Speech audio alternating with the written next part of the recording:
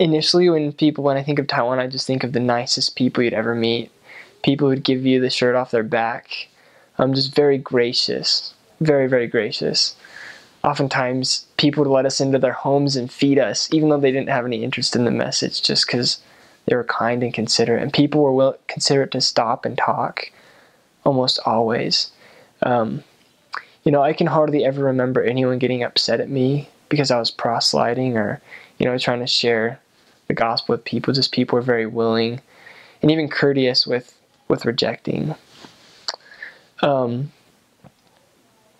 I think that's a good thing for missionaries to keep in mind too, is the kind of the default for interactions with anyone in Taiwan is just very gracious and kind.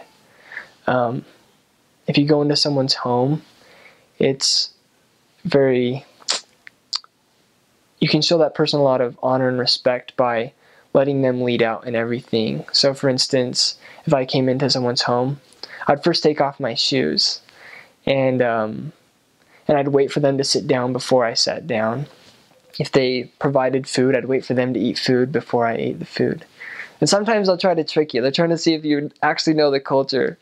They'll get their food and pretend like they're about to eat, and then try to trick you to get you to eat first. That's if they know that you know the culture. It's kind of a fun game that they play.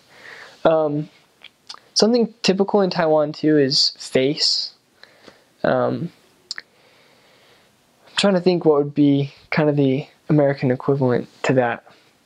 Face is just that you have like rapport and reputation with people, and anything that happens to degrade that is really humiliating, and they call that losing face or diolian. And so as a missionary, you never want to say anything that will make anyone lose face. Like,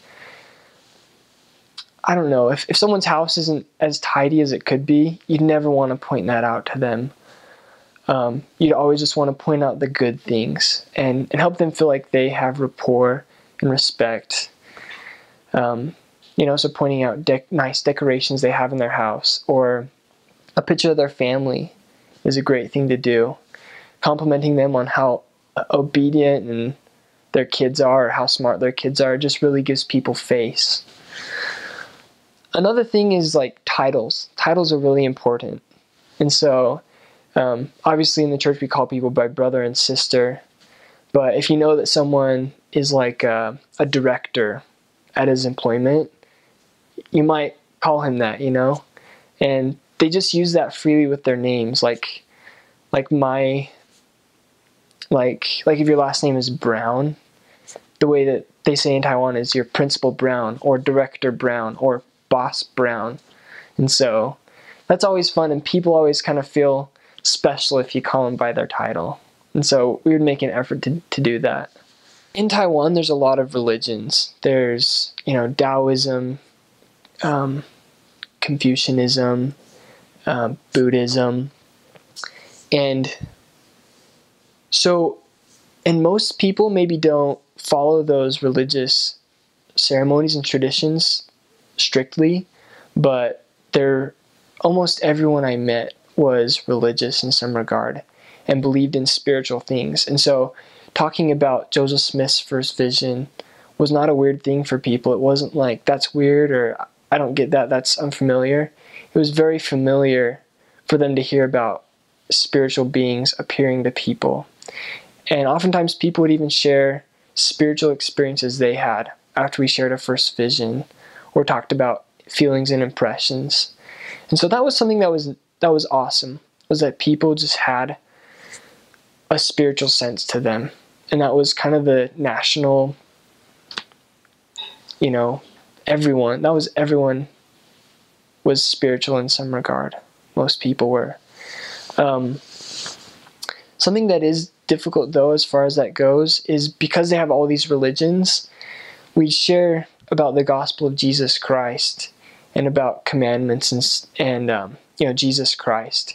And it was really hard for people to abandon their other religions because there are, this Taoism, Buddhism, Confucianism, and other like family ancestor worship that all just kind of blended together. When we shared with them the gospel, a lot of people just added that to their pot of things that they already believed, and had a difficult time like ascribing to this religion, believing that it was, the true and living church on the face of the earth. I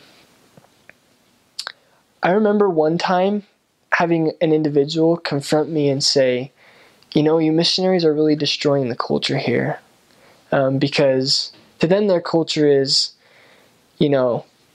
like incense and, worshiping idol gods and worshiping ancestors. And the church we don't worship idols, and we don't worship ancestors. And I had to think about that a lot. I remember I thought about that for about a week. Are we as missionaries destroying the culture here? And that was something that I prayed about and thought about a lot. And I remember coming to the conclusion that there's a lot of cultural aspects to Taiwan that are special, that aren't aligned with gospel standards. And I remember the conclusion that I came to is that we were spreading the culture of God. And that if a country's culture isn't aligned with the culture of God, then yeah, it's gonna, the people that accept the church have to do away with that part of their culture. Drinking tea is a big deal in Asian countries, but it's against the word of wisdom. And so if that's destroying culture, then maybe in some regard, but I just took comfort in the fact that we were establishing the culture of God, and that there's a place in Taiwan for that culture of God. And I thought that was really cool.